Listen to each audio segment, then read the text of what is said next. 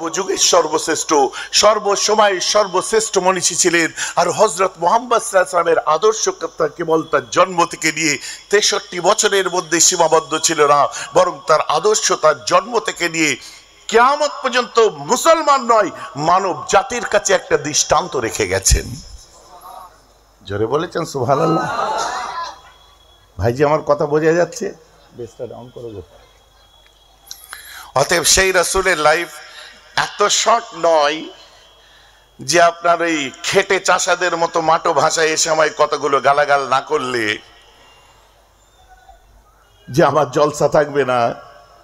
রইল তোমার কথা, রইল আমার জলসা। আমি যতটুকু বলবো আমার রাসূলুল্লাহর জন্য সর্বোৎকৃষ্ট ভাষা দিয়ে বলার চেষ্টা করব, সব থেকে বড় বিশেষণে বিশেষায়িত করার চেষ্টা করব।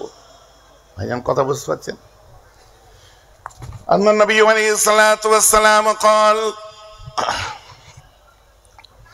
إن الجنة تستقي على 5 نفر تعلي القرآن وحفظ اللسان ومطعم الجوعان ومكس الغربان ومن صلى على حبيب الرحمن।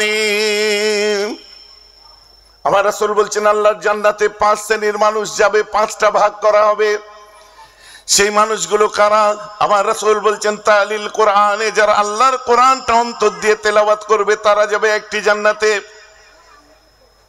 তালিল কোরআন অন্তর দিয়ে যারা কোরআন আমরা তেলাওয়াত করি তো নাকি সবাই কারি হয়ে যাবে তার কোনো মানে নেই, সবাই কারি হবে তার কোনো মানে নেই। অন্তর দিয়ে তেলাওয়াত করার কথা বলা আছে। আপনি কারির মতো তেলাওয়াত করতে পারবেন না, কারণ সবাই তো আর কারি নয়, অন্তর দিয়ে তেলাওয়াত করতে হবে। দ্বিতীয় নম্বরে বলছেন ওয়াহাফিজিল লিসানে, আমরা হুজুররাই ওয়াজ করছি দেখুন ওয়াহাফিজিল লিসানে, জবানকে সংযত করতে হবে।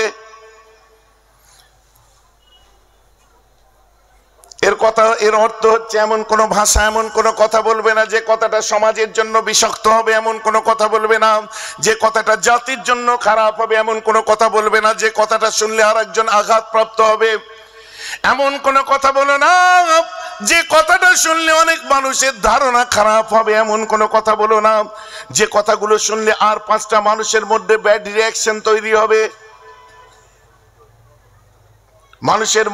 মানুষের বুকে কথা তীর চালিও না, এমন কথা বলবে না কাউকে আঘাত লেগে যাবে তার বুকে যে লাগবে, কারণ না জানি তোমার নিঃশ্বাস চলে গেলে ক্ষমা চাওয়ার তুমি সুযোগ পাবে না। কথা বুঝতে পারছেন কি পারছেন না? এসব কথা বলো না।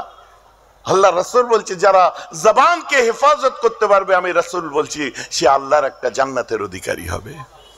জোরে বলেন না সুবহানাল্লাহ।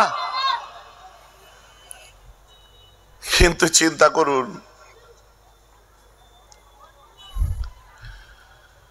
আজ আমরা যখন কথাবার্তা বলি সব গন্ডগোল হয়ে যায়, মুখের ভাষাই গন্ডগোল। কথা বুঝতে পারছেন না? আগে ডাকতো ভাই শোনো, এখন ডাকছে এদিকে আয়, ব্যাপারই আলাদা। বয়স খুব জোর হলে 26 কি 27 বছর হবে, কি 30 কি 32 বছর হবে, মুরব্বীদের সামনে ওয়াজ করতে যে আমরা কি বলছি, কচি বুঝতে পারছো? আরে তুমি ওর কচির কচি, ও তোমার বাবার বয়সী, কচি বুঝতে পারছো? এর মধ্যে অনেক রতি মহারতি অনেক দামি মানুষেরা বসে আছেন আপনারা। আল্লাহ রাসূল বলছেন জবানকে লাগাম লাগাও, জবানকে লাগাম লাগাও, হেফাজত করো। আর জবান হেফাজত না করতে পারলে তোমার সব বেকার। নামাজ পড়ছো, ও বাবা ও গরম দেখিও না, রোজা রাখছো ও গরম দেখিও না, হজ করেছো ও গরম দেখিও না, যাকাত দিয়েছো ও গরম দেখিও না, কালেমা পড়তে পারো ও গরম দেখিও না।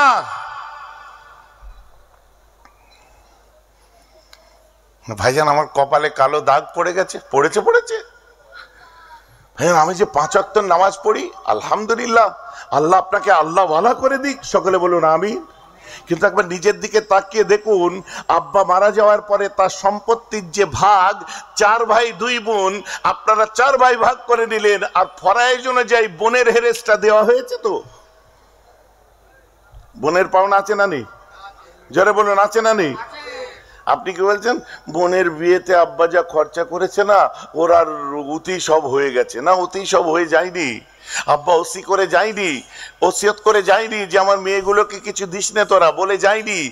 আপনার তো উচিত যে আপনার যখন ওয়ারিসান সার্টিফিকেট বার করছেন, কে কতটা ভাগের পাওনাদার তার ওয়ারিসান সার্টিফিকেট আপনি পেয়ে যাচ্ছেন। আপনি ফরায়েজ তৈরি করছেন মুফতির কাছ থেকে, আর ভোগ করার সময় মাল পাঁচিল ঘিরে দখল করে রেখেছেন যে বোনেদের দেওয়া যাবে না। ওদের আবার কি এখানে? হ্যাঁ, আপনি নামাজ পড়ুন, আলহামদুলিল্লাহ, আল্লাহ আপনাকে আল্লাহ ওয়ালা করে দিক। আপনি বোনের হক মারা নামাজি নয় তো? বুঝতে পারছেন না? ভাইজান এরকম করে বললে অনেকে রাগ করবে। করবে করবে তো কি হয়েছে? করবে করবে তো কি আছে? আপনি বলবেন ভাইজান আর কি আছে? আমি যদি বলি মাশাআল্লাহ নামাজ হচ্ছে, রোজা, হজ, যাকাত, তাসবিহ, তেলাওয়াত, কোনো জিনিসের অভাব নেই। কিন্তু মুসলমান আমাদের কাছে একটা জিনিসের অভাব পড়ে গেছে, সেটা কি? আল্লাহ রাসূল 15টা কিয়ামতের আলামত সম্পর্কে আলোচনা করতে গিয়ে বলছেন, হাযাত তুকাযাল ফাইওয়া দাবালান ওয়াল আমানাতু মাগনামান ওয়াজ যাকাতু মাগরামান ওয়া তুআল্লিমা লিগাইরিদ দীন ওয়া তা'রাজুলু ইমরাতাহু ওয়া উম্মুহু ওয়া আদনা সাদিকাহু ওয়া আকসা আবাহু ওয়া যাহরাতিল আসওয়াতু ফিল মাসাজিদ ওয়া সাদাল কাবিলাতু ফাসিকুম আও কামা ক্বালা আলাইহিস সালাতু ওয়াস সালাম। আমার রাসূল বলছে কিয়ামত কখন দেখা দেবে জানো? বলছে কখন হুজুর? যখন দেখবে আমানতের সম্পত্তিগুলো বাবার সম্পত্তি বলে সব ভোগ করবে। বুঝতে পারছেন না? মানে আমানতের সম্পত্তি কি? মসজিদ দায়িত্ব নিয়ে বসে আছেন কিন্তু তার হিসাব ঠিক নেই। মাদ্রাসা দায়িত্ব নিয়ে বসে আছেন, দেখিয়ে দিচ্ছেন আমি এত মাদ্রাসার মালিক। ছোট থেকে সেই মাদ্রাসা গড়ে তুললো গ্রামবাসীরা, পই পই করে টাকা দিয়ে, পয়সা দিয়ে, শ্রম দিয়ে, জন কেটে। পরবর্তীতে আমি দাবিদার হয়ে যাচ্ছে এই মাদ্রাসা আমি বেহরাব সিদ্দিকী করেছি। কথাটা বুঝতে পারছেন না? এবারে তার কত আয় ব্যয় ইনকাম কোথা থেকে কি না কিছুই জানলাম না। আমি আপনি চায়ের দোকান করেছেন, চায়ের দোকানে গেলাম, যে 1 কাপ চা খেলাম, 2 কাপ, 1 মাস পার হয়ে গেল, 900 টাকা বাকি, কাল দিচ্ছি বলে আউট। ওয়াজ শুনতে বসে সুবহানাল্লাহ। মুদিখানার দোকানে 300 টাকা বাকি, 4 মাস ধরে ঘোরাচ্ছেন। ইভেন দোস্তকে বন্ধুকে বলেছেন 500 টাকা হাওলাত দে তো আমাকে, 500 টাকা দেনা ধার নিয়েছেন, নেওয়ার সময় ভাই দে আর দেওয়ার সময় বাবার নাম ইয়াদ করিয়ে দে। বিকজ ইউ আর নামাজি, বিকজ ইউ আর মুসল্লি। যখনই পাওনাদার দূর থেকে এসছে তুমি ঠিক আর চোখে দেখে নিয়েছো। চাচা আসসালামু আলাইকুম, ওখান থেকে ইশারা করছো। আমি নামাজ পড়তে যাচ্ছি, পরে কথা হবে, তাড়াতাড়ি মসজিদে ঢুকে যা। এই যে বলছে মসজিদে তুই যে চাচার বল নামাজে 15 মিনিট বাকি আছে, আমিও যে প্রস্রাব করে পানি নিয়ে কি করে ঢুকি বলো তো? ওই সুযোগে কাজে। আরে আমি আপনাকে বলছি না, বর্তমান সোসাইটিতে আপনি লক্ষ্য করে দেখুন, নামাজ আছে নামাজি হয়েছে, নামাজি হয়ে আল্লাহওয়ালা হয়নি অনেকে। ভাইজান এই কথা কেন বলছেন? আরে আশ্চর্য, সব বাবুর্চি রান্না করে মাস্টার শেফ হতে পারে কি? সব ড্রাইভার গাড়ি চালিয়ে কি ফর্মুলা 1-এ চান্স পায়? সব দর্জি সেলাই করে কি মানিশ মালহোত্রা হতে পারে? সব আপনার মশলাওয়ালা মুদিখানার দোকান চালিয়ে কি ধীরুভাই আম্বানি হতে পারে? সেও মশলা বেচেছিল, আম্বানি হয়েছে। তুমি মশলা বেচে দোকানি রয়ে গেছো। সে বাবুর্চি আপনার রান্না করে বাবুর্চি থেকে মাস্টার শেফ সঞ্জীব কাপুর হয়েছে, আর তুমি রান্না করতে করতে খিচুড়ি রান্নার পার্টি রয়ে গেছো। হ্যাঁ, কথাই তোমার পাড়ার দোকানদারটা চা বিক্রি করে করে আজও পর্যন্ত চাওয়ালাই রয়ে গেল, আর গুজরাটের চাওয়ালা আমাদের দেশের প্রধানমন্ত্রী হয়ে গেল। কোন দুধের চা খেয়েছিল ভাই? আমি বলতে অন্য কিছু চাই না, একটু ঈমান নিয়ে শুনুন। আমি আপনি নামাজ পড়ে তাই নামাজি রয়ে গেলাম। বাগদাদের একজন নামাজ পড়েছিল আব্দুল কাদের। আমাদের মতোই 5 ওয়াক্ত পড়েছে, সে 6 ওয়াক্ত করেনি। আব্দুল কাদের নামাজ পড়েছিলেন বিশ্বের জমিনে গাউসুল আজম রাহমাতুল্লাহ হয়ে গেছে। আমি আপনি নামাজ পড়ে নামাজি রয়ে গেলাম, আপনার আজমিরের মঈনুদ্দিন নামাজ পড়ে আল্লাহওয়ালা হয়ে গেলেন। আমি আপনি নামাজ পড়ে নামাজি রয়ে গেলাম, বাহাউদ্দিন নকশবন্দি নামাজ পড়ে তরিকার ইমাম হলেন। আমি আপনি নামাজ পড়ে নামাজি রয়ে গেলাম, মুজাদ্দিদ আল ফিসানি নামাজ পড়ে তরিকার ইমাম হয়ে গেল। আকবর বাদশাহ দ্বীনে ইলাহির মূলত পাঠনের ক্ষেত্রে তার অগ্রণী ভূমিকা। ওগো আমি আপনি নামাজ পড়ে নামাজি রয়ে গেলাম, আমার 5 দাদু নামাজ পড়ে বড় বড় আল্লাহর ওলি হয়ে গেল।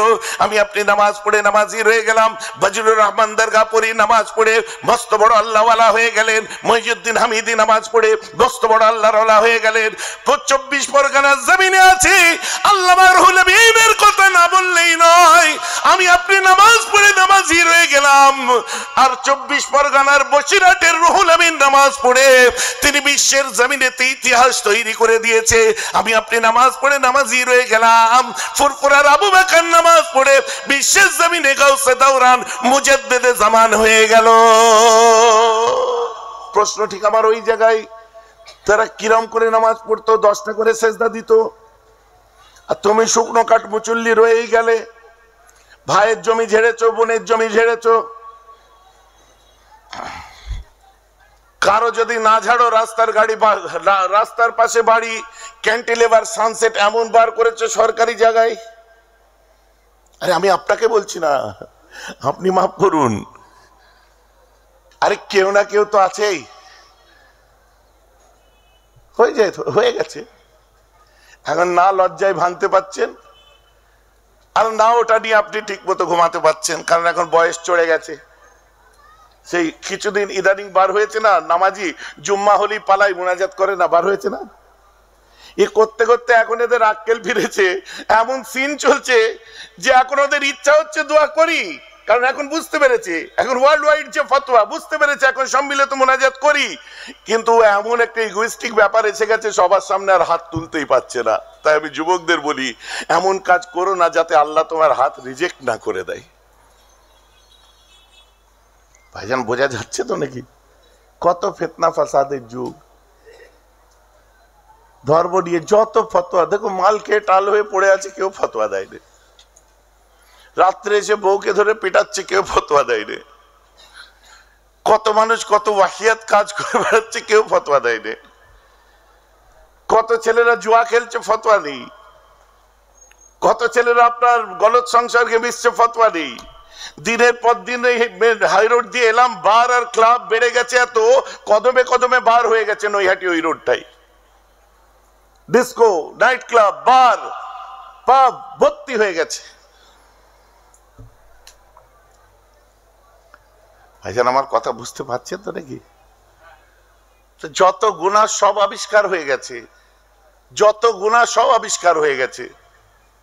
তো সেখানে কেউ মাল খেয়ে ফিরলে প্রতিবাদ করে না। যখনই একটু মিলাদ করবে, এত টাকা খরচা করার কি দরকার ছিল, একটা মাদ্রাসা করলে ভালো হতো, ওই পয়সায় গরিবের মেয়ের বিয়ে দিলে ভালো হতো। এরা বেচারা কমিটির জওয়ান যুবক ছেলে, না মুখে দাঁড়িয়ে আছে, না আপনার গোপ আছে, না আপনার ঠিক মতো মসজিদে যায়, না কিছু। এরা বলে চুপ করবে, ওদের সাথে লাগিয়ে যা বলছে বলতে দে, তো চেপে গেল। আমি বলি আমার যুবক ভাইদের, ঠিকই তো বলেছে, কেন তুমি নামাজ পড়বে না? মেহরাব সিদ্দিকী কেনে জলসা দিচ্ছে, নামাজ পড়ে যা। ঠিক কথা বলেছে, কেন তুমি নামাজ পড়বে না? ঠিক কথা বলেছে, কেন তুমি সমাজের মূল স্রোতে ঘুরবে না? ঠিক কথা বলেছে, তুমি যে বাড়িতে জন্মেছি তোমার ফ্যামিলি ট্র্যাডিশন আজকে কি, তুমি কেন লক্ষ্য রাখবে না? ঠিকই তো বলেছে, তুমি শরীয়ত মোতাবেক কেন চলবে না? রাইট। কিন্তু ওই চাচাকেও আমি প্রশ্ন করব, তোমার ছেলেটা যতদিন শরীয়ত মোতাবেক চলতে পারছে না, ততদিন কি ওদের মিলাদ দেওয়ার অধিকার নেই? তাহলে ওরা কি মিস জোজোকে এনে ফাংশন দেবে? যতদিন ওরা নামাজ পড়ছে না, তাহলে ওই টরিগঞ্জ থেকে বড় বড় অ্যাক্ট্রেস অ্যাক্টর নিয়ে এসে কি ডান্সের প্রোগ্রাম দেবে? কি বলতে যাচ্ছেন আপনি সাহেব? নয় এত টাকা খরচা কেন? আপনার মেয়ের বিয়ের সময় মনে ছিল না? আম্মা ফাতেমার বিয়ে খোরমা দিয়ে, জবের রুটি দিয়ে দিয়েছিলেন। হাতে গুলো 2-4 জন মানুষ, তালিওয়ালা কাপড় পরে মেয়ে বিদায় করেছিলেন রাসূলুল্লাহ। আপনার লজ্জা করে না? আপনি দামি দামি লেহেঙ্গা তৈরি করছেন, 6 লাখ, 7 লাখ, 8 লাখ, 10 লাখ টাকা দামের। আপনাকে তখন মনে পড়ছে না মেয়ের জন্য গহনা কেনার জন্য 5 বছর ধরে প্রিপারেশন নিচ্ছেন। আপনার মনে পড়ছে না মেয়ের বিয়েতে বোম্বে থেকে ফিল্ম অ্যাক্টর নিয়ে এসে বিয়ে দিচ্ছেন? কদিন আগে দেখছিলাম, আপনারা দেখেননি? তখন মনে পড়ছে না আপনার মেয়ের বিয়ের সময় বা ছেলের বউ ভাতের সময় 40 রকমের পদের খাবার খাওয়াচ্ছেন, চন্দননগর লাইটিং এনেছেন, আরো আপনার এলাকার লাইটিং, এই সমস্ত জিগজাগ করে একদম চতুর্দিকে যা হওয়ার হচ্ছে। তখন মনে পড়ছিল না জিনিসটা ফজুল হয়ে যাচ্ছে? আজান আমার একটাই মেয়ে তো, তাই এই যুবকরা বলছে আমরা গুনাহগার হলেও ভালোবাসার আমাদের অধিকার আছে। তুই একা তোর আদরের মেয়ের জন্য যদি করতে পারিস, আমরা সবাই মিলে একটু রাসূলুল্লাহর জন্য কেন করব না রে? বলুন না সুবহানাল্লাহ। না ফতোয়া কি বলছি, ওই টাকা তো গরিবের মেয়ের বিয়ে দিলে ভালো হতো। ইয়েস, রেডি আছি। আমি বলছি কমিটির ছেলেদের, ওদের পক্ষ থেকে আমি অ্যাসিওর করছি তোমাকে। মলি সাহেব শোনো, ফটফট করার আগে শোনো ভালো করে। ওই টাকায় তো মাদ্রাসা করলে হতো। মাদ্রাসার লিস্ট লেগে গেছে, লোকের মাদ্রাসার ঘাড়ে চড়ে যে এই লিস্ট তৈরি করে বলছি না এটা আমরা করেছি। আলহামদুলিল্লাহ, যা করা হচ্ছে আঞ্চলিক ভাবে তোমরা কুয়ার মধ্যে আছো, বুঝতে পারবে না। ইউনিভার্সিটি একটু লক্ষ্য করো, শুধু এই দেশ নয়, নূর মুনির সিদ্দিকিয়া দারুল কোরআন সিঙ্গাপুর থেকে পুরস্কার দিয়েছে ওয়ালিদ সাহেবের নামে, চোখ নেই দেখতে পাবে না। ম্যানচেস্টারে যে লক্ষ্য করো, নূর মুনির সিদ্দিকিয়া দারুল কোরআন, কোন ঘরের বাচ্চারা সেখানে পড়ছে ভালো করে লক্ষ্য করো। শুধু গ্রামগঞ্জের মধ্যে শুধু লাঠি ঘোরালে হবে না, আর 12খানা দারুল কোরআন একজন মানুষ তৈরি করেছে, এক একটাই 1 কোটি টাকা করে, 1 কোটি টাকার উপরে খরচা। ভাইজান কে সে পার্টিটা একটু বলেন না। বোম্বেতে, দিল্লিতে, হেতায় সেতায়, সাউথে, নর্থে, কোথায় কোথাও নয়, আমার আব্বার মুরিদ করেছে। কথা বুঝতে পারছেন না? একটু দূরে চলে যান, তাতুলিয়া আবু জাফরিয়া জামিয়া ইসলামিয়া যান, রেকর্ড এখন পর্যন্ত এই ক বছরের মধ্যে, আমি জোর গলায় বলছি, এই ক বছরের মধ্যে যে ছেলে ফারেক হয়েছে, বড় বড় ইদারাতে এরকম ফারেক হয়নি। এবারে 79 জন মুহাদ্দিস বার হয়েছে। না ভাইজান দেখিনি তো, ওখানে ক্যামেরা এলাও নেই। 2-2.5 লক্ষ 3 লক্ষ মানুষ থাকে, কিন্তু ওখানে ক্যামেরা এলাও নেই। কি পোশাকে থাকে আপনারা তেতুলিয়া মাদ্রাসার জলসায় কোনোদিন গেছেন? কেউ গেছেন? গেছেন না? ওই দেখো চেহারাটা দেখে নাও, সব এই চেহারার মানুষ থাকে সেখানে, সুফি সাফা এরকম চেহারার, আর সাদা পোশাক, একটা ড্রেস কোড থাকে। ওলে সাহেব যেরকম ড্রেস পরতেন, বড় চাচাজান পরতেন, দাদুজান পরতেন। আজকে সেই মাদ্রাসার স্টুডেন্ট লক্ষ্য করে দেখুন, ক্যালকাটা ইউনিভার্সিটির এখন প্রফেসর, ফার্স্ট ক্লাস ফার্স্ট হয়েছিল, নাসিরের কথা আমি বলছি। যে কোনো আপনার বোর্ড থেকে তারা পরীক্ষা দিচ্ছে, 1 থেকে 3-এর মধ্যে তারা থাকছে। বড় বড় ইউনিভার্সিটি হার মেনে যাবে। দেববন্দ থেকে টিম এসে দেখে যে বলছে ये इदारा बंगाल में अव्वल नंबर किया है, বলুন আলহামদুলিল্লাহ। তার মোহতামিমের সঙ্গে আমার একটা ইউটিউবে বার হয়েছিল, আপনারা দেখেছেন। এটা আমাদের ভালো লাগার বিষয়, কিন্তু এটাকে নিয়ে অহংকার করি কাউকে ছোট বা নিচু করার প্রবণতা একদম উচিত না। কারণ মাথায় রাখতে হবে যে কত দেশ বিদেশ আমরা ঘুরে বেড়াই। কথা বুঝতে পারছেন না? আপনারা তো টাকা পয়সার জন্য ঘুরে বেড়াই। আরে ছোট থেকে পান্তা ভাতে নুন চটকে খেয়ে বড় হয়ে তুমি আমাদের মর্ম কি বুঝবে গুরু? আল্লাহ আজকে দিন দিয়েছে, সবর শুকর করো আল্লাহর কাছে। এসব আইডিয়া তোমাদের নেই, এসব আইডিয়াই তোমাদের নেই, জানোই না, নতুন ছেলেরা জানবেই না। ফোড়ং কেটে দেওয়া অনেক বড় ব্যাপার। আলহামদুলিল্লাহ, আল্লাহ সেই মাকাম থেকে চলাচ্ছেন, চলছি, চলবো ইনশাআল্লাহ। আপনাদের পাশেই কদিন পরে মেন রোড থেকে যে একটা জায়গা আছে, ময়নার আগে, কি জায়গাটার নাম, বাঁদিকে ঢুকে গোমার দিকে আসে, ওটা সন্তোষপুর মোড়, মানে 34 নম্বর জাতীয় সড়কের উপরে, কামদেবপুরের পরে। হ্যাঁ না, মেন রোডের উপর কি, ওটা সন্তোষপুর মোড় বলে, ময়নার জাস্ট আগে। ওখান থেকে হ্যাঁ আওয়াল সিদ্ধি পার হয়ে গিয়ে ওখান থেকে বাঁদিকে যাবেন, মুজাদ্দিদিয়া আবু জাফরিয়া সিদ্দিকিয়া দারুল কোরআন তৈরি হচ্ছে ইনশাআল্লাহ, ও নিজেদের বলবুতের উপরে। আর যে কটা ছেলে আছে 7-8 জন 10 জন, সব হচ্ছে জরির কারবারি। আমি অবাক হয়ে গেছি, 3 মাসের মধ্যে ঢালাই মেরে দিয়ে বসে আছে। আমি যে দোয়া করে এসেছি, কারা করবে বলছে ভাইজান আমরা করব। না জানি আল্লাহ তাআলা আপনার এখানেও কিছু করাতে পারে। যেটা করব নিজেদের বলবুতের উপরে করব, নিজেদের কর্তৃত্বের নিজেদের অধিকার থাকবে, সেই সব কাজগুলো আমরা করে থাকি। লোকের গাছে উঠে কাঁঠাল, মাথায় কাঁঠাল ভেঙে খায় আমরা না। আমাদের মরিদ মোতাকাদির মুহিব্বিনরা যেগুলো তৈরি করে দেয়, তাদের আর্থিক চুল চুল করে মুষ্টি চাউল কোনোটা জায়গায় আপনার সব রকম করে সেখানে আমরা একটা সুন্দর সুন্দর জিনিস তৈরি করি। কটা গুনেছেন? পিএনএস মিশন নাম শুনেছেন? জঙ্গলমহলে আজ বলতে বাধ্য করাচ্ছেন, দেখেন দি পিএনএস মিশন আপনি দেখেন দি। জঙ্গলের মধ্যেও তেলা মাথায় তেল মারা নেই, যান দেখে আসুন। 24,000 স্কোয়ার ফিটের উপরে ওপেনিং এ ইনশাল্লাহ আপনাদেরকে এবারে দাওয়াত দেবো। একদম নিউ টাউনে হযরত Nuruddin international school, English medium মাদ্রাসা। আপনি জানেন রানওয়ে সিটির উপরে ঢাকায় চলে যান, যেখানে তার মুআল্লিম যিনি উস্তাদ আছে উনি হচ্ছে লুবনানি, আব্দুর রহমান লুবনানি, লেবাননের মানুষ, তিনি পড়াচ্ছেন সেখানে। কে নূর মনির সিদ্দিকিয়া দারুল কোরআন পড়ছে কারা? ওই সোসাইটির মধ্যে 5,000 ফ্ল্যাট আছে, সেই বাড়ির মেয়েরা বউরা পড়ে সেখানে। আর সেখানে ইনফ্রাস্ট্রাকচার যে তৈরি করা আছে, আপনি দেখলে মনে হবে আমি কোনো 7 স্টার হোটেলের মধ্যে আছি। এটা দরুদ শরীফ পড়ুন।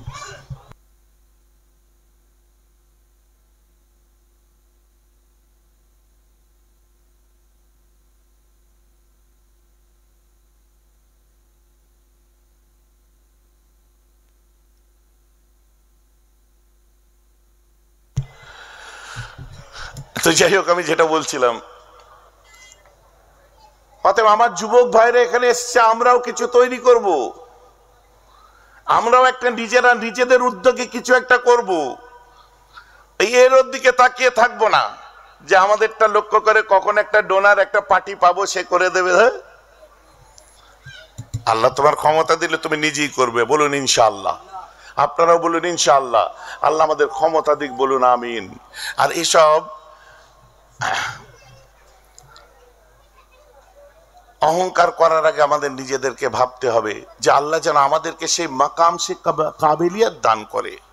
আমার মুসলমান, তোমার কোনো মাদ্রাসা চালাচ্ছ, মক্তব চালাচ্ছ, মসজিদ চালাচ্ছ, ধার করছে, দেনা করছে, কোনো হিসাব নেই। আল্লাহ রাসূল বলছে কিয়ামত কোন সময় দেখা দেবে, শুনে রেখে দাও। ওয়ালা আমানাত মাগনামান, আমানতের মালগুলোকে যখন বাবার সম্পত্তি বলে ভোগ করবে, খেয়ানত করবে, জানবে ওদের নামাজ হচ্ছে না, রোজা হচ্ছে না, ওই সময় মাথায় রাখবে কিয়ামত তোমাদের কাছে এসে গেছে। যারা আমানতের খেয়ানত করে, কথা বুঝতে পেরেছেন? তারপর লিখছেন দিন ব্যতীত অন্য ইলম যখন অর্জন করতে আরম্ভ করে দেবে, এভাবে 15টা বলেছে। আপনি ভুলে যান যে আমি নামাজ পড়ছি জান্নাতে চলে যাব, রোজা রাখছি জান্নাতে চলে যাব, কখনোই এটা হতে পারে না। নামাজ পড়েছেন মানে ইসলাম পালন করেছেন, ভুলে যান এটা সম্ভব নয়। আপনি রোজা রাখছেন বলে ইসলাম পালন করছেন, ভুলে যান এটা সম্ভব নয়।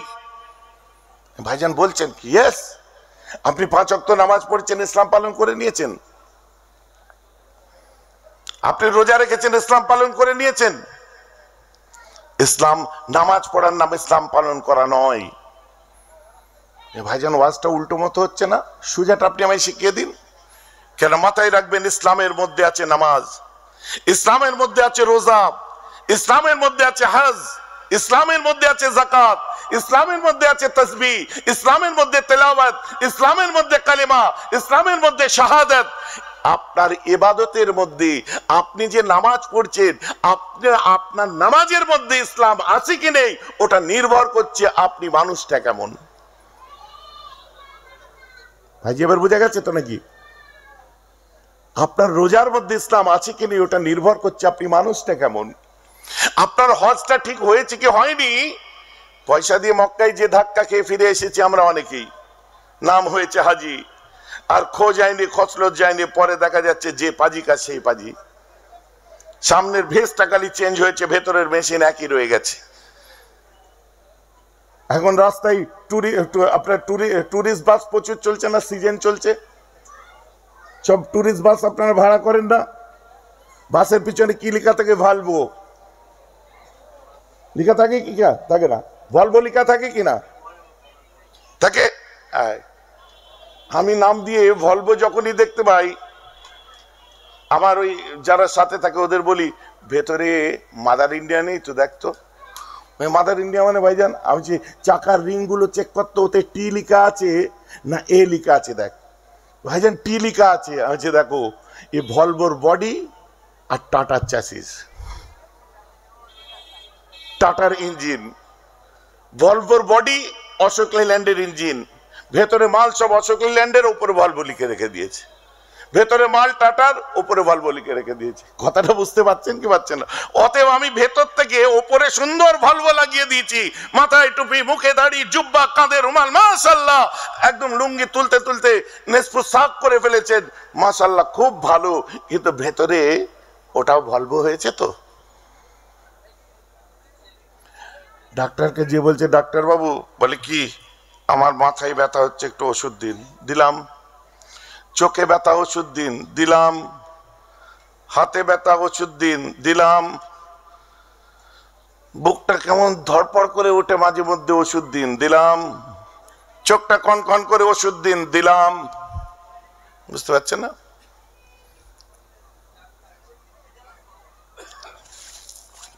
পরের সপ্তাহে যে বলছে, ডাক্তার সাহেব পুরো ঠিক হয়ে গেছে, আমার দুটো প্রবলেম সলভ হয়নি। দুটো কি? একটা চোখটা টানো আর একটা বুক ধড়ফড়ানো। কেন? আমি তোমাকে খুব দামি কোম্পানির ওষুধ দিয়েছি, এগুলো তো থাকার কথা নয়। তো কোন সময় চোখটাটাই? সকাল, বিকেল, রাতে, কখন? না, ওই পাশের বাড়ির ছেলেটা যখন রয়্যাল এনফিল্ড নিয়ে বার হয়, দেখলি আমার চোখটা কনকন করে ওঠে, ওই সময় কি ড্রপ দেবো, একটা ওষুধ দিন। বুঝতে পারেননি? আচ্ছা, আমি যে কথা বলছি আপনারা বুঝতে পারছেন তো নাকি?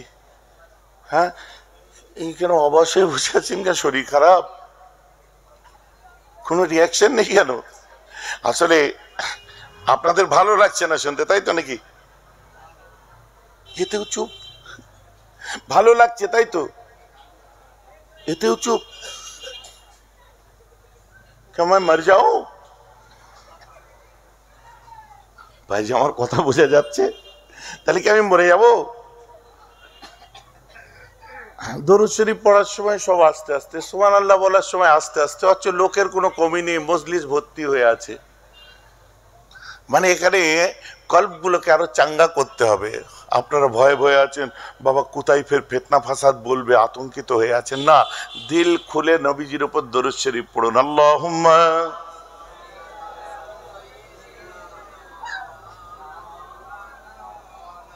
পড়ুন সবাই। আবার কি কি কঠিন অবস্থা গো। চাচা তুমি চালিয়ে যাও, তুমি একাই চালাও। ওয়ালালে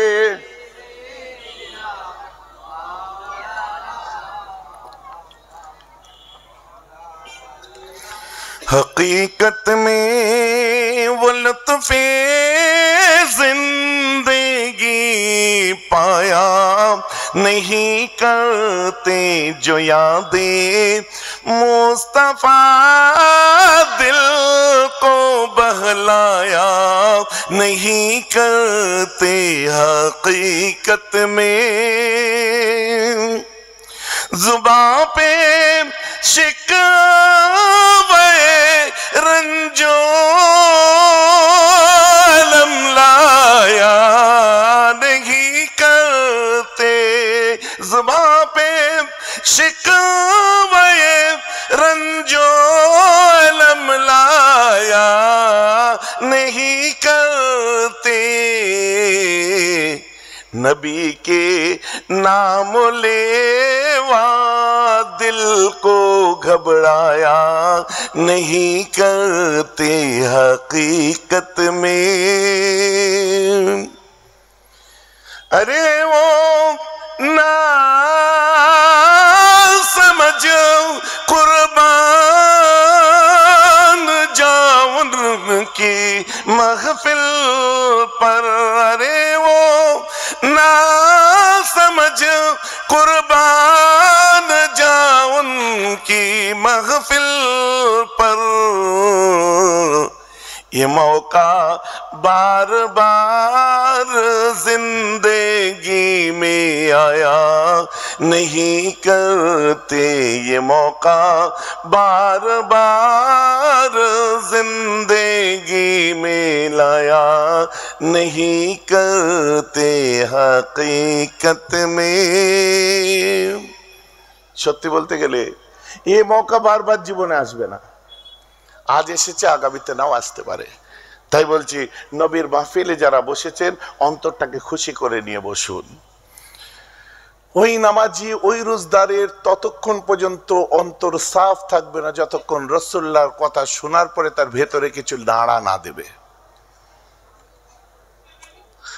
আমি দেখিয়ে দিতাম এখানে যদি আমার মুফতি আজমের মুরিদ থাকতেন, আমি দেখিয়ে দিতাম এখানে বড় চাচাজান আব্বাজান হুজুরের হাতে বায়াত হওয়া মানুষরা যদি থাকতেন, আমি দেখিয়ে দিতাম যারা বর্তমান তালিম তারবিয়াতের জন্য বিভিন্ন সবক করছে সেই মানুষগুলো থাকতেন, তাদের দিল কলবের হাল কিরকম হয় একটু হাতে কলমে আপনাদের বুঝিয়ে দিতাম তাদের রিয়াকশন দিয়ে। বুঝতে পারছেন না?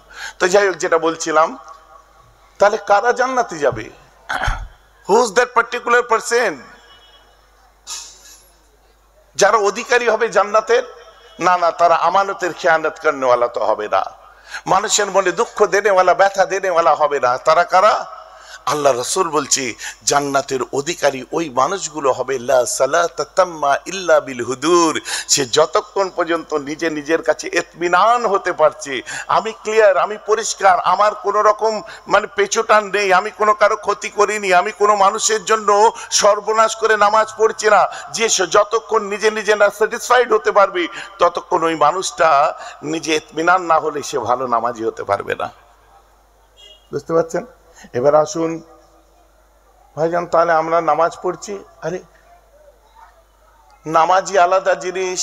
আল্লাহ কোরআনে লিখছেন বিসমিল্লাহির রহমানির রহিম, কাদ আফলাহা মান যাক্কাহা, they will succeed who analyze himself, that is analyzation of soul। ওই মানুষগুলো কৃতকার্য অর্জন করেছে যে মানুষগুলো নিজে নিজের উপর কাজ করেছে, যে নিজে ইসলাহে কলবের মানুষ হয়েছে, নিজের নফসের উপর কাজ করতে পেরেছে, অ্যানালাইজ করতে পেরেছে, what to do what not to do, আমি কি করব কি করব না, আমার কি করণীয় নয়, যে নিজের নফসের উপর কাজ করতে পেরেছে। আল্লাহ বলছেন ওই মানুষগুলো কৃতকার্য অর্জন করেছে, কামিয়াব হয়ে গেছে। বুঝতে পারছেন না? তারপর কি ওয়াজাকারা ইসমা রাব্বিহি, এবং সে আল্লাহর নামে জিকির করেছে, ফাসাল্লা, এবং তারপর সে নামাজ পড়েছে। আমার রাসূল দুনিয়ার বাদশা তাই বলছেন কিনা, নামাজির হাল কেমন হয় বান্দা শুনে রেখে দাও। আল্লাহ রাসূল এক সময় দুইজন মানুষকে ডাক দিয়েছিলেন, একজন মুহাজির, অপরজন হলো আনসার, দুজনেই হলেন সাহাবা। আল্লাহ রাসূল ডাক দেওয়ার পরে দুই সাহাবা আল্লাহ রাসূলের কাছে হাজির হয়। নবীজি আমার বলছেন, যাও বাবা যাও, ওই বর্ডারের ধারে চলে যাও, পাহারাদারের কাজ করো গে, যাও ওখানে গিয়ে তোমরা গ্রাম পাহারা দাও, দিনকাল খারাপ পড়েছে, গ্রামের মানুষ আরামে ঘুমাতে পারছে না, যাও পাহারাদারের কাজ করো গে, যাও। দুজন মানুষকে আল্লাহ রাসূল পাঠিয়ে দিলেন, একজন মুহাজির, অপরজন আনসার, পাহারাদারের কাজ করছে। মাশাআল্লাহ, খুব সুন্দর। দুজন মিলে বসে বসে বলছে, ভাই দুজন একসঙ্গে রাত জেগে তো কোনো লাভ নেই, অর্ধেক রাত তুমি ঘুমাও আমি জাগি, আবার আমি ঘুমাবো তুমি জাগবে। আনসার কাদেরকে বলে আর মুহাজির কাদেরকে বলে? যারা মক্কা থেকে হিজরত করে মদিনায় গেছিল ওরা হলো মুহাজির, আর ওই মুহাজিরিনদেরকে যারা তাইদ মাদাদ সাহায্য মদিনাবাসী যারা করেছিল তাদেরকে বলা হয় আনসার। দুজন সাহাবা গেল, পাহারা দিচ্ছে, অন্ধকার, দেশের একদম বর্ডারের কোণে গ্রামে চলে গেছে, পাহারা দিচ্ছে। দুজন মিলে বলছে, ভাই তুই ঘুমা আমি জাগি, বেকার লোকজন নেই, ফাঁকা মাঠ, দুজন জেগে কি হবে।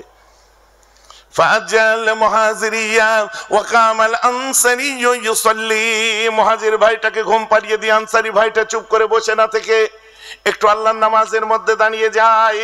বলছে বেকার বসে থেকে লাভ কি, এটা নামাজ পড়া যাক। আল্লাহ নামাজে দাঁড়িয়ে গেলেন, নামাজ পড়ছেন, কনসেন্ট্রেটলি নামাজ পড়ছেন, ডিপ কনসেন্ট্রেশন, কানেক্ট করছে, পজিটিভ এনার্জি হাই হয়ে গেছে যে হ্যাঁ আমি আল্লাহর নামাজ পড়ছি, আমার আল্লাহ। রাতের অন্ধকারে হঠাৎ দূর থেকে শত্রু এসে গেছে, এসে দেখছে বাপরে ওই দূরে ওটা কি দাঁড়িয়ে আছে, লাইক এ স্ট্যাচু, নড়েও না চড়েও না, খেজুর গাছের গুড়ি নাকি, ঝুচকো আধারে কিছু একটা দাঁড়িয়ে আছে বোঝা যাচ্ছে, কি জিনিসটা? পিঠ থেকে তীর নেয়, তামামে লাগায়, ছুঁড়ে দেয়, সোজা যে মুহাজির আনসারি সাহাবা, নামাজি সাহাবার শরীরে যে ঘ্যাচ করে বিঁধে যায়। সহি ওয়াকিয়া শোনাচ্ছি, সহি রিওয়ায়াত।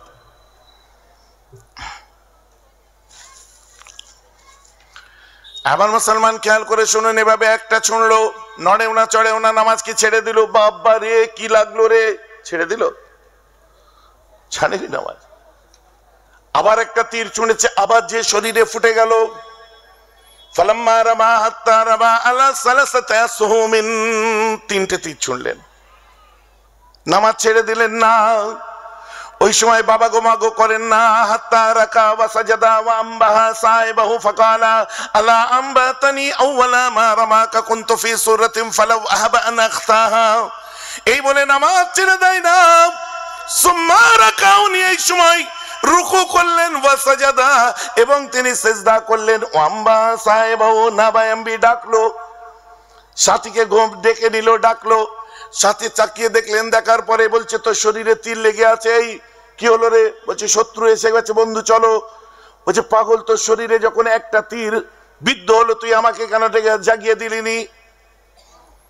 কুনতু ফি সূরাতিন ফালাউ আহাবা আন আখতাহা, খাতা করে ফেলেছে, গুনাহ করে ফেলেছে, যেন এমন একটা লজ্জিত ভাব দেখালো। ওই সময় লজ্জা লজ্জা ভাব দেখে বলে, ভাই দুঃখে আমাকে কিছু মনে করিস না, আমি তোকে ঘুম পাড়িয়ে দিয়ে চুপচাপ বসে বেকার সময় নষ্ট না করে আল্লাহর নামাজের মধ্যে দাঁড়িয়ে যায়। আল্লাহর নামাজে আল্লাহর কোরআনটা তেলাওয়াত করতে আরম্ভ করে দেয়। আল্লাহর কোরআনের মধ্যে এত স্বাদ, এত স্বাদ, নামাজের এত স্বাদ পেয়েছি, আমার শরীরে কখন যে তিনটে তীর বিদ্ধ হয়েছে আমি নামাজ অবস্থায় বুঝে উঠতে পারি না। আমার শরীরে যে তিনটে তীর ঢুকলো, এখন বলুন অ্যানেস্থেসিয়া কোন ডাক্তার করলো? আপনি বলেন ভাইজান, ইজ দিস পসিবল? এটা কি সম্ভব? দিস ইজ লেটেস্ট ওয়ার্ল্ড, আধুনিক বিশ্বের বিশ্বায়নের যুগ। গুরু, এই প্রশ্ন বেহরাব সিদ্দিকীকে করবে না, তাহলে আমি তোমাকে থাইল্যান্ডের দিকে চোখ ঘুরিয়ে দেব। থাইল্যান্ডে যাও, ওদের ধর্মীয় রিচুয়ালস গুলোকে দেখো,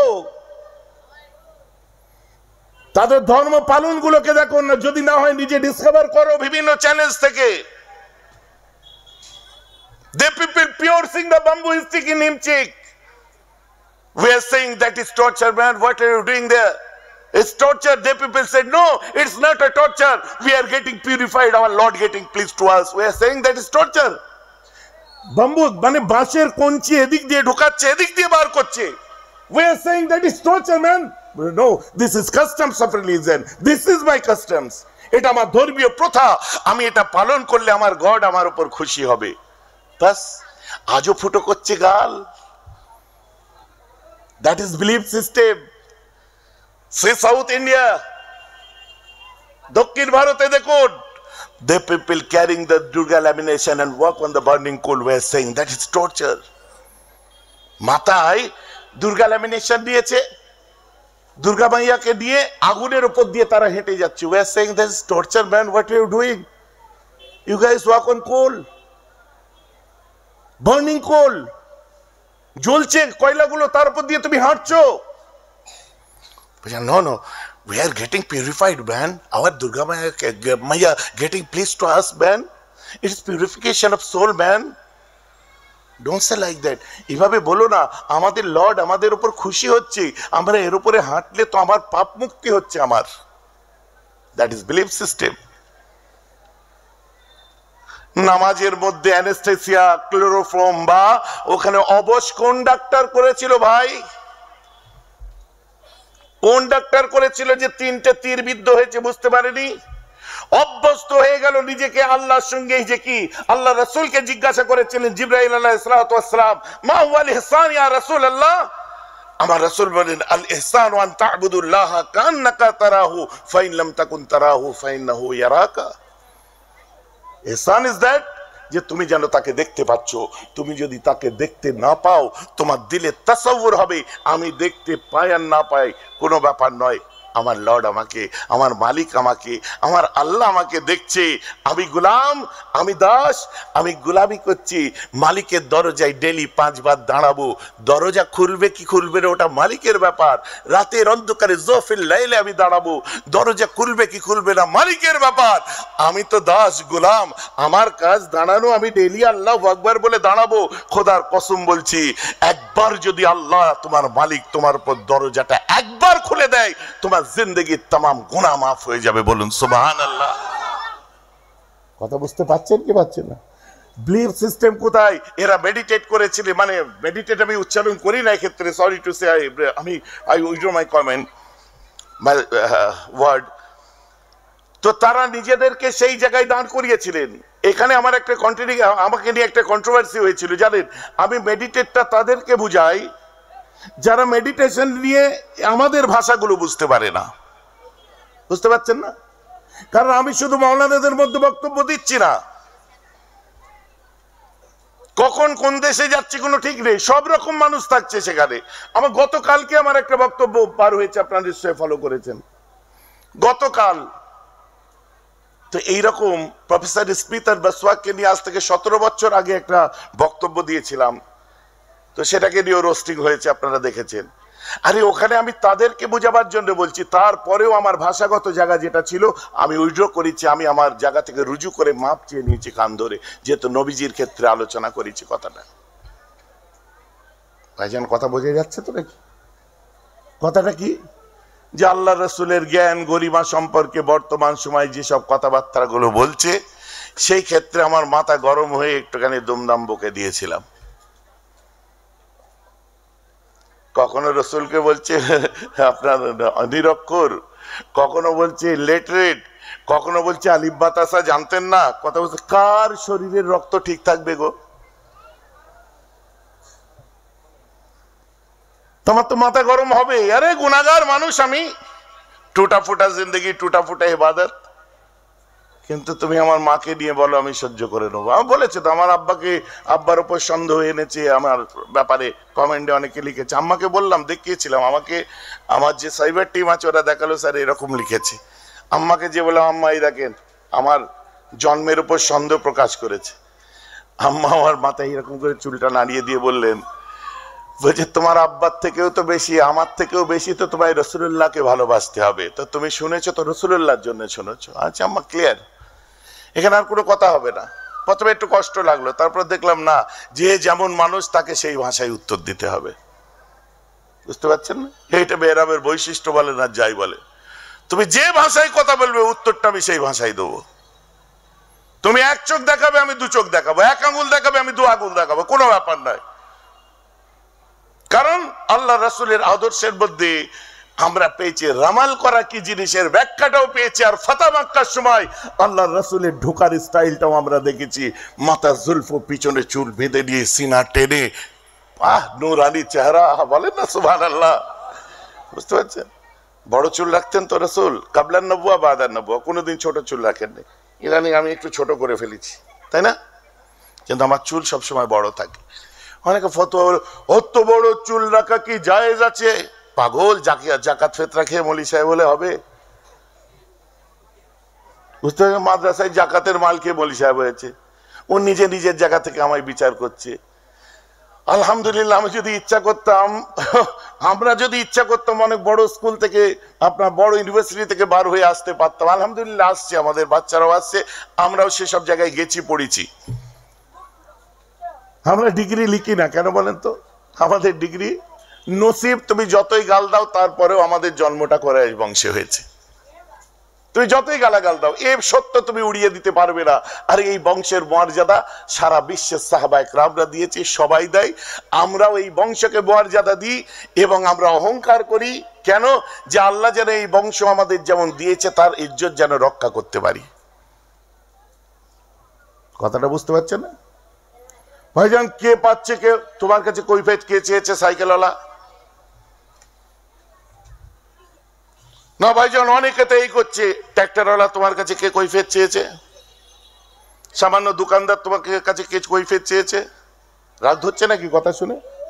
হঠাৎ করে আগে পিছের কোনো খবর নেই, তুমি একটা জায়গায় এসে কৈফিয়ত চাইছো। What happen?